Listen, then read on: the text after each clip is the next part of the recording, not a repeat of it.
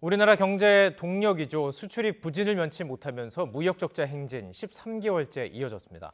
정부는 내수 진작을 위해서 600억 원을 투입해서 관광 활성화에 나섰는데 실효성에는 물음표가 붙는 상황입니다. 경제 현안들 정리해보는 시간 갖겠습니다. 주원 현대경제연구원 경제연구실장 나오셨습니다. 안녕하십니까? 안녕하십니까? 자, 오늘 경제 관련해서 여러 가지를 짚어볼 텐데요. 가장 먼저 오늘 저희가 이제 뉴스에서도 살펴봤던 것처럼 수출이 6개월 연속 마이너스를 기록했고요. 무역 수지 적자는 13개월째입니다. 이게 1997년 외환위기 이후 처음이라고 하던데요. 어떤 제 수치예요? 기억으로는 말씀하신 대로 95, 96, 97 그때 뭐 어느 때였던 것 같은데 상당히 그때는 무역 적자가 상당히 오래됐었고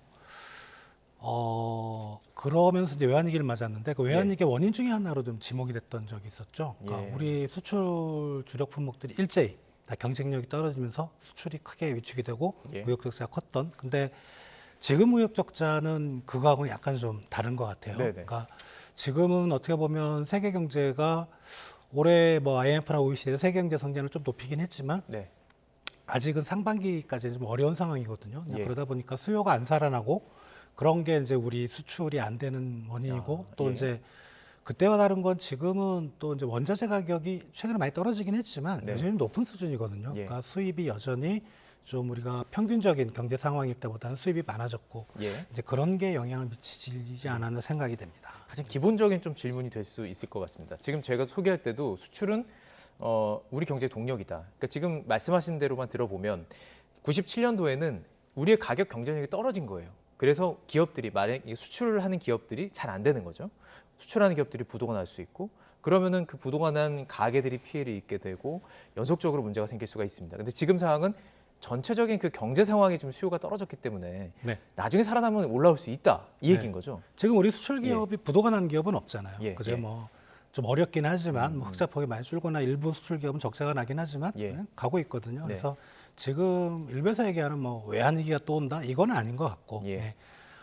짧으면 한 올해 상반기 정도까지만 우리가 이런 모습을 좀 볼 수 있을 것 같고 네. 하반기에 들어서 이제 세계 경제 수요가 조금은 살아날 거고 네. 원자재 가격도 안정이 되면 좀 개선되지 않을까 이렇게 생각이 됩니다. 세계 경기가 이제 다 좋아지는 겁니다. 이 나라 저 나라 좋아지다 보면은 자 반도체 더 필요해. 한국에서 이거 만드는 거 필요해. 뭐 조선 뭐 배도 필요해. 이렇게 되다 보면 다시 일어날 수 있다. 이렇게 볼 수 예, 있을 맞습니다. 것 같은데요. 산업부는 1월 최대 무역 적자 이후에 흐름이 좀 나아지고 있다 이렇게 분석을 했어요. 저희가 그래픽을 보여드릴 드릴 텐데 수치상으로 좀 줄어들고 있는데요. 무역 수지 적자 그렇게 많이 줄어든다 이렇게 볼 수도 없을 것 같고 어떻게 보세요? 예. 뭐 1월 달이 워낙 컸으니까 예. 거기에 비하면 준 거는 맞는데 1월은 원래 좀 큽니다. 예. 그래서 원래 1월 1월은 뭐 우리 과거 통계 보면 흑자폭이 되게 작거나 뭐 별 문제가 없었는데 갑자기 적자가 나오는 경우도 있어요. 그래서 1월보다는 분명히 3월이 이제 적자폭이 줄긴 했지만 네. 이게 추세적으로 줄고 있다고 평가하기 좀 어렵고 예. 좀 더 봐야 되겠죠. 지금 분위기는 뭐 산업부에서 얘기한 것처럼 아주 긍정적으로 평가할 분위기는 아니다 이렇게 생각이 됩니다. 기초적인 질문이지만 계속 이게 연결이 돼요. 만약에 뭐 진짜 1년, 2년 넘게 가다 보면은 네. 뭐 문제가 생길 수 있나요? 뭐 환율에 문제를 끼친다거나 기업들이 무너질 수 있다거나. 그렇죠. 이게 우리가 이제 환율은 사실 무역 수지는 상품 쪽이고 예. 서비스 수지가 또 있고 예. 또 뭐 다른 수지까지 합해서는 경상 수지로 이제 사실은 시장의 달러 환율의 수급을 봐야 되는데 네. 우리가 경상 수지가 최근에 뭐 한두 달 정도 적자가 나오긴 했지만 연간으로는 흑자가 나오기 때문에 사실 네. 환율에 영향을 미치기는 어렵다. 다만 이건 뭐 직접적인 시장의 수급, 달러와의 수급에 대한 문제고 예. 이게 무역 수지 적자가 나오면 예를 들어 내수 시장이 큰 나라, 예. 미국과 같은 경우는 상관이 없는데 우리나라 같은 경우는 예. 어떻게 보면 우리가 외화를 벌어들일 수 있는 게 수출밖에 없거든요. 예. 그래서 무역 흑자를 기록해야지만 우리가 가계부를 꾸려갈 수 있는. 예. 그러면 이제 바깥에서 신인도가 낮아지죠. 저 한국이란 나라는 네네. 수출이나 무역 흑자를 해야지만 경제가 돌아가는 구조인데 계속 적자가 나와 좀 앞으로 문제가 생길 수 있는 신인도가 떨어지면서 예. 뭐 우리나라에 대한 신용 등급이나 우리 주력 기업에 대한 신용 등급이 떨어지고 예. 결국 환율에 영향을 미치는 거죠. 예. 이런 간접적인 경로가 더 무서운 겁니다. 투자도 줄어들게 되고 여러 가지 활력이 정말 떨어지는 문제가 생길 수 있는데 지금으로 볼 때는 나아질 가능성이 있다고 보고 있습니다. 자, 그 중에서도 이제 항목별로 보면 우리의 최대 수출 품목이 반도체예요. 근데 지금 반도체가 상당히 부진한 것으로 나오고 있습니다. 34.5%나 떨어졌어요. 네. 많이 떨어진 거죠? 이거는 뭐 이렇게 많이 떨어진 게 제 기억에는 별로 없는 것 같아요. 네. 이게 일단은 우리 디램 고정 가격부터 해서 뭐 한 25%, 10%그 정도 수준으로 가격이 한 1년 전에 떨어진 거기 때문에 네. 상당히 좀 어려운 부분인 것 같고 이거는 공급이 여전히 좀 크다. 이게 무슨 말씀인가 하면 이제 우리 2020년까지 거슬러 올라가 봐야 되는데 그때 비대면 시장, 그러니까 뭐 IT 시장, 온라인 시장이 컸죠. 예. 그때는 반도체 수요가 확 늘어났습니다. 네네. 그러니까 이제 기업들이 거기에 맞춰서 공급 능력을 늘렸겠죠. 예. 근데 작년 하반기부터 보면은 이제 비대면 시장은 좀 죽고 사람들이 이제 활동을 하다 보니까 네. 어떻게 보면 이제는 그 생산 능력이 공급 과잉이 된 겁니다. 예. 또 세계 경제는 아직은 본격적으로 회복하지 않고 그러니까 공급 수요보다는 공급이 지금 높은 상황이죠. 이것 때문에 이제 반도체 가격이 떨어지는 거고 네네. 그게 해소가 되는 거가 보면 대체적으로 이제 글로벌 반도체 분석하는 기관들 보면 올 여름을 전후로 그런 이제 공급 과잉 문제가 좀 해소가 되면서 예. 반도체 가격이 다시 반등할 거다. 그렇게 되는 상황입니다. 네. 예. 나라별로 좀 살펴볼 필요도 있을 것 같은데요. 반도체 그리고 그러니까 이 반도체를 파는 기업이 우리나라에 있지만 그러니까 쉽게 장사를 표현하겠습니다. 장사를 하다 보면 이제 손님이 여러 국가에 있는 거예요, 그죠? 네. 각국에 있는 건데 그 중에서도 중국 얘기를 좀 해봐야 될 것 같습니다. 지금 대중국 수출이 10개월 연속 마이너스예요. 근데 이 그동안은 가장 흑자 교육이었습니다. 그러니까 중국이랑 이렇게 비교해봤을 때 네. 들어오는 돈이 많았던 거예요. 근데 지금은 나가는 돈이 훨씬 많아진 상황. 네, 맞습니다. 예, 중국이 지금 1위죠. 그러니까 지금 적자 그 네, 규모가요. 맞습니다. 예, 어떻게 분석해야 돼요? 우리나라 반도체 기업의 입장에서는 제일 큰 고객이 중국이거든요. 한 30%대 후반 전체 반도체 수출에. 그러니까 중국이 반도체를 안 사주면 우리 반도체 기업들이 고전하는 건 분명하고 그렇기 때문에 이제 상당히 지금 대중 수출이 뭐 사실 작년 뭐 여름부터 이미 마이너스가 됐었고요. 이제 그런 부분이 컸던 것 같고 또 중국과의 무역 격차가 커졌던 부분은 그런 것도 있습니다. 최근에 2차 전지 수요가 많은데 네. 거기에 들어가는 광물을 우리가 중국에서 많이 수입을 했어요. 예. 광물 가격이 상당히 좀 높은 수준이고 예. 그게 이제 중국과의 어떤 무역 적자가 커지는 수입이 많아지고 수출은 줄고 이제 그런 원인으로 작용했던 것 같습니다. 그럼 중국 그 과정 속에서 지금 말씀하신 거는 그러니까 원자재 가격 자체가 오르다 보니까 우리가 수입하는 금액이 올라간 거예요. 소비 측면에서는 중국에서 우리의 좀 소비를 끊거나 네. 우리 쪽에서 이제 수출하던 물품들을 자신들이 뭐 투자를 해가지고 만들어낸다거나 예. 이런 기사들 많던데요. 좀 변화가 있는 건가요? 그게 이제 그런 거죠. 이제 지금 말씀드렸던 거는 좀 일시적인 요인, 뭐 예. 원자재 가격이 올랐다든가 아니면 중국이 아직 리오프닝을 했지만 경제가 본격적으로 회복되지 않아서 우리 제품에 대한 수요가 없었던 이게 이제 가장 큰 원인이고 말씀하셨던 부분은 좀 길게 봐야 되는 원인이거든요. 네. 그러니까 10년, 20년. 그동안에 우리가 이제 중국의 중간재를 많이 수입했고, 근데 중국에서 이제 국산화율을 높이는 정책을 했죠. 그러니까 중국 기업들이 좀 우리가 만들 수 있는 제품을 많이 좀 만들어냈고, 그래서 우리 중간재나 소비재가 수출하던 거를 이제 중국 기업들이 만들면서 네. 우리가 수출이 안 된다. 이런 논리인데 예. 그런 논리라면 사실 1년 전, 2년 전에도 그래야 되거든요. 예. 그러면은 그 논리는 일부 영향을 미쳤겠지만 지금 이 중국과의 수출이 안 되고 중국과의 무역 적자가 커지는 부분은 그건 좀 아닌 것 같다. 그러나 이제 세부 품목에 들어가면 화장품 같은 경우는 많이 따라왔다 그래요. 또 중국 예, 기업들이 예. 그런 것도 있고 일부 철강이나 화학 쪽에서 좀 저부가가치, 저기술 쪽은 중국 기업들이 가격 경쟁이 많이 높아졌고 예. 기술 경쟁이 높아졌기 때문에 이제 그런 제품을 많이 국산을 했다. 예. 이제 그런 영향은 분명히 있는데 지금 중국과의 어떤 교역 지표가 악화되는 거는 그건 주된 요인은 아니다. 이렇게 보시면 됩니다. 보통 이런 얘기 하더라고요. 경제 전문가들께 질문 드리면 자 이제 중국과 정치적으로나 좀 외교적으로 민감한 사안이 돼서 교육이 조금 줄어들면 동남아 쪽으로 이렇게 시선을 돌려야 한다 이런 얘기를 좀 많이 해요. 네. 근데 이번에 보면 동남아 쪽, 아세안 쪽도 조금 그 적자폭이 커진 것으로 보이거든요. 왜냐하면 예. 잘 이제 모르시는 분들이 있는데 네. 동남아가 중국과의 교육 비중이 상당히 높습니다. 중국의 입장에서도 네, 네. 동남아 입장에서 그러니까 중국 경제하고 어떻게 보면 연동이 돼 있다고 보시면 돼요. 그렇군요. 예. 우리가 국경은 있고 뭐 서로 다른 정부가 있긴 하지만 경제적으로는 완전히 비슷한 사이클을 벌인다고 보시면 되고 그렇다면 예. 바꿔 말하면 중국 경제가 나쁠 때는 동남아 경제도 나쁜 거고 그래서 이번에 예. 3월 통계를 보면은 예. 동남아 쪽으로 가는 수출은 상당히 안 좋았거든요. 예. 그러니까 그런 식으로 좀 이해를 하시면 될 것 같습니다. 자, 안 좋은 뉴스들을 계속 다뤘는데 그 중에서도 이제 조금은 이제 좀 나은 뉴스라고 봐야 될 것 같아요. 자동차 수출을 봤더니요, 처음으로 60억 달러 돌파를 했습니다. 이건 네. 긍정적인 거죠? 상당히 긍정적이죠. 예. 그러니까 주로 이제 전기차 쪽에서 많이 좀 선방을 한 것 같고 네. 반도체가 우리가 주력 수출 산업인데 반도체가 안 되는데 자동차까지 안 됐으면 더 힘들었을 건데 네. 그나마 자동차가 좀 많이 커버를 해주는 것 같고요. 예. 자동차 수출은 중국보다는 이제 미국이나 유럽 쪽 이런 쪽에 대한 수출이 많이 늘었던 것 같아요. 그래서 예. 더구나 이제 자동차는 그동안 우리가 이제 전기차, 그러니까 비내연기관 자동차에 대해서는 상당히 경쟁력이 밀렸다고 평가를 많이 받았었거든요. 근데 예. 많이 올라온 것 같고요. 그러니까 그런 부분 상당히 좀 긍정적으로. 그래서 지금 올해까지는 반도체가 좀 어렵다고 보면 올해 반도체 어려운 부분을 자동차하고 2차 전지 쪽에서 네네. 좀 커버를 해줬으니 그나마 좀 다행인 점이라고 생각이 됩니다. 그렇군요. 자동차 말씀하신 것처럼 이제 우리 현대기아차 뭐 이런 우리나라에서 생산하는 그 전기차들의 관심이 높아지는 게 사실인데 그래서 이 뉴스가 상당히 저희에게는 중요했습니다. IRA 그러니까 미국에서 그러니까 배터리를 만들고 그 미국에서 만드는 차에 대해서만 보통 전기차는 이제 보조금을 해주잖아요. 이제 그것을 이제 아주 일부만 혜택을 주겠다는 거였고 사실 우리는 혜택을 못 받는 상황이었는데 지금 이제 바뀐 것 같아요. 세부 지침이 나오면서 이거 어떻게 보셨습니까?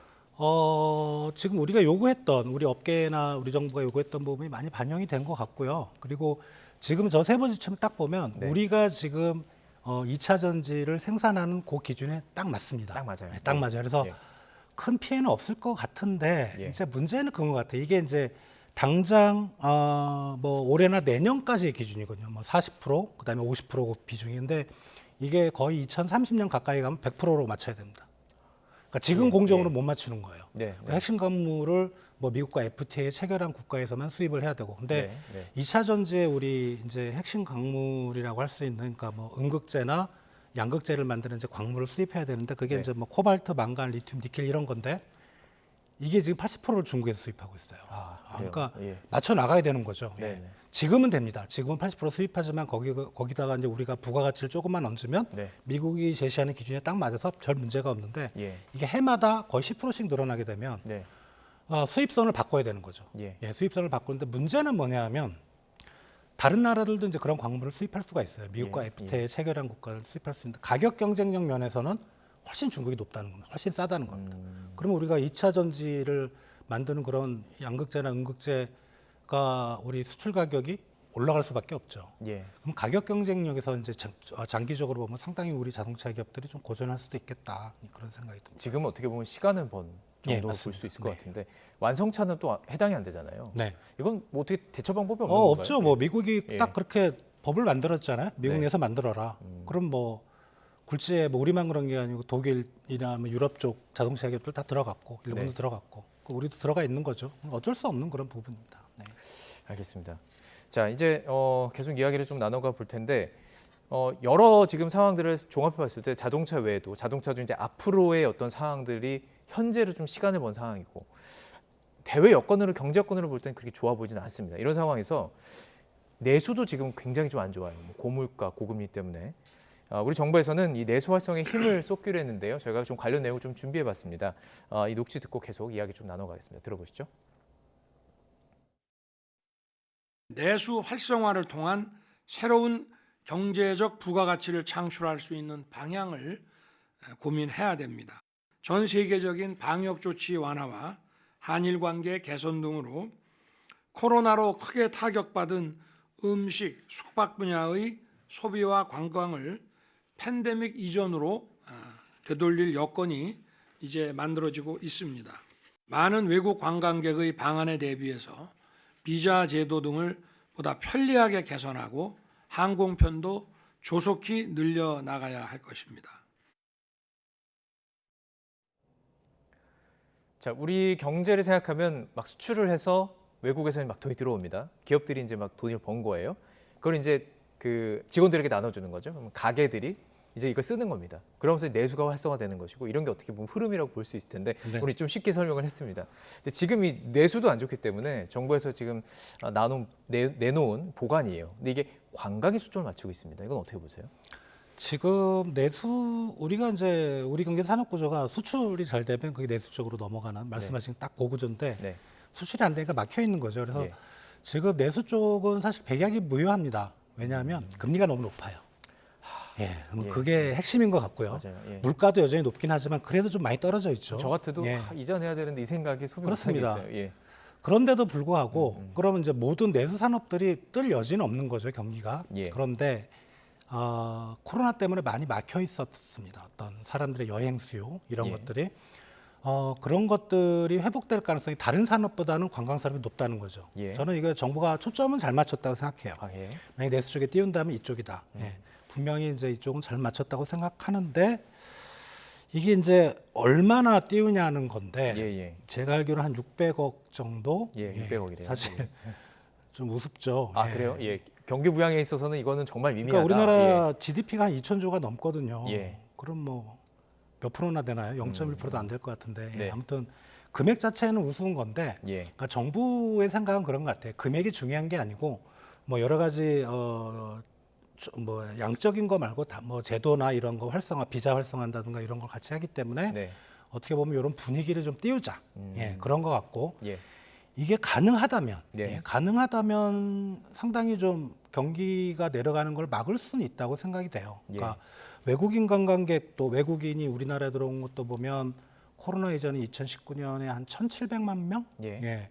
그래서 지금 한 1,000만 명 정도 올해 목표로 잡고 있어요. 네네. 작년에는 한 600만 명 정도였나 제 기억으로. 그래서 그 정도 만약에 작년보다 더 들어와 준다면 분명히 효과는 있을 것 같고. 네. 근데 하나가 문제가 이제 여행하고 싶은 욕구 이게 이제 해외 여행으로 쏠리면 우리 국민들이 아, 예. 이거는 완전히 예. 풀어준 금액이 해외로 들고 나가면 안 되는 거죠. 그러니까 풀어준 거는 국내 관광에만 지금 한 그렇습니다. 거죠. 예, 근데 예. 그 여행하는 수요 자체가 네. 전체적인 수요 자체가 중요한데 이제 볼 것도 없고 뭐 작년 재작년 코로나 때문에 해외여행도 못 가고 우리 많이 가봤어. 국내는 이제 더 이상 가볼 데가 없습니다 하고 해외로 나가버리면 이제 골치 아픈 거죠. 사실은 그거는 예. 부가가치가 바깥으로 나가는 거니까. 예. 그래서 그 핵심은 외국인 관광객은 저는 1,000만 명 정도 나올 것 같아요. 네. 지금 전 세계적인 붐이 좀 일고 있거든요. 일본도 뭐 코로나 이전 대비 한 80%는 회복됐다고 하니까 네. 외국인 관광객이. 근데 문제는 우리 내국인을 국내에 잡아두려고 하는 그런 좀 적극적인 좀 치밀한 계획이 좀 필요한 게 아닌가. 예. 그게 뭐 지역의 축제를 활성화하는 것도 좋고 뭐 특히 바가지 요금이 많이 좀 너무 회자가 비싸요. 되잖아요. 그래서 예, 맞습니다. 그런 예. 거를 뭐 지자체를 중심으로 좀 단속을 한다든가 예. 이제 그런 것도 뭐 정부 중앙정부 차원에서 좀 이벤트를 한다든가 이렇게 해서 해외 여행 수요를 국내로 끌어들이는 그게 핵심이라고 생각이 됩니다. 맞습니다. 그 관광 당국도 뭐 분발을 해야 되겠지만 관광 오는 지역의 어떤 소상공인들도 가격 대비 서비스를 좀 높이는 그런 전략들이 좀 필요할 것 같습니다. 자, 그런데 지금 600억을 푼다 별로 뭐 아니라고 얘기하지만 지금 사실 해결해야 되는 문제 중에 하나가 고물가가 있어요. 네. 돈을 풀면 물가가 오르게 돼 있지 않습니까? 이건 어떻게 보세요? 거꾸로 말씀드리면 2,000조 중에 600억 원이면 예. 600조도 아니고 물가에 미치는 영향은 거의 없겠죠. 없다. 예. 예. 크게 걱정은 안 하셔도 될 거라고 생각하고 좀 그건 나중의 문제고 그리고 두 번째는 이제 뭐냐면 이제 나중의 문제인데 지금 우리가 물가를 걱정할 거냐 예. 아니면 경제 성장률 올해 1% 나오는데 저성장을 걱정할 거냐 물가도 중요하긴 한데 네. 지금은 경기가 회복되는 게 더 중요하겠죠. 예, 그렇습니다. 지금 살려야 되는 것은 경기. 네. 자, 이제 마지막 주제 좀 다뤄보겠습니다. 당정이 이달부터 예정된 전기와 가스 요금 인상을 미루기로 했습니다. 사실 정부에서는 지금 올려야 된다는 상황이었고 지금 여당에서 그걸 지금 홀드한 상태인 거예요. 네. 근데 이게 헷갈려하시는 분이 계신데 이 전기 요금이라든지 가스 요금이 이게 사실은 매번 정해지는 거, 분기마다 정해지는 거잖아요. 네, 사실은요. 맞습니다. 이게 복잡한 상황이긴 한데, 근데 이게 지금 잠깐 홀드되는 상황이에요. 네. 어떤 상황이라고 보세요? 결국 오를 수밖에 없는 거죠. 지금 적자가 어마어마하거든요. 한전만 해도 작년에 한 30조가 넘었고요. 그 네. 전에도 한 뭐 6, 7조 정도 됐었고 전기공사도 마찬가지고 적자를 누구 돈으로 메꿀 건데요. 예. 올릴 수밖에 없어요. 그러니까 원가보다 판매 가격이 훨씬 낮기 때문에 네. 이제 올릴 수밖에 없는 상황이고 올려야 됩니다. 근데 못 올리는 거는 사실 뭐 여러 가지 이유가 있겠죠. 뭐 어쩔 수 없는 그런 상황이긴 한데 방법은 요금 인상밖에 없습니다. 예. 요금 인수밖에 없나요? 네. 뭐 다른 방법이 없는 건가요? 그러니까 이게 뭐 공기업이지만 다른 식으로 좀 수익을 창출해서 그리고 네. 지금 예전에도 진행을 했었던 걸로 알고 있는데 뭐 해외에서 어떤 기술 이전을 한다거나 뭐 투자를 한다거나 이런 것도 있던데요. 다른 방법이 전혀 없는 건가요? 이게 주된 수입원이 뭐냐? 예. 한전만 보더라도 예. 말씀하신 뭐 해외 이전도 있을 거고 그게 과연 몇 프로나 차지할까요? 예. 적자 난 부분에. 그러니까 요금 인상을 못해서 적자 난 부분이 거의 제가 보기엔 90% 이상이고 또 예. 일부는 뭐 사업 구조 조정을 하고 뭐 억대 연봉 얘기도 나오고 근데 억대 연봉 얘기도 우리가 한번 생각을 해보면 예. 모든 직원이 그렇게 뭐 억대 연봉이겠어요? 그러니까 그럴 건 아닐 거고 그렇다고 뭐 임금을 깎는다고 그게 과연 이제 적자 폭을 얼마나 줄일 거냐 그걸로 그리고 이 적자의 근본적인 원인이 뭐냐? 이제 한전이 경영을 잘못해서냐? 뭐 한전에 다니는 직원들의 임금이 높아서냐? 아니거든요. 예. 오로지 요금을 안 올려줬기 때문에 적자가 난 부분이면 예. 정부가 메꿔줘야죠. 예. 요금을 인상하거나 아니면 그 요금을 동결할 거면 그 차익을 정부가 뭐 100% 아니더라도 절반 정도라도 좀 메꿔주는 노력 예. 그런 게 있어야 된다고 생각이 되는데 예. 그거를 오로지 뭐 한전의 뭐 방만한 경영 이렇게 돌리는 것도 상당히 좀 무책임한 그런 발언이라고 생각합니다. 알겠습니다. 다른 방법이 없는지 여쭤봤는데 없다고 하니까 예. 분명히 또 원자재 가격이 낮아지고 이게 지금 분기마다 달라지기 때문에 오를 때가 있으면 낮아질 때도 있지 않겠습니까? 그런 예, 게 좀 해봐야 석탄이나 되겠죠. 지금 LNG 가격은 많이 낮아졌어요. 예. 그걸 좀 기대를 해보긴 합니다. 예, 알겠습니다. 네, 지금까지 주원 현대경제원권 경제연구실장과 함께 경제 이슈들 다뤄봤습니다. 고맙습니다.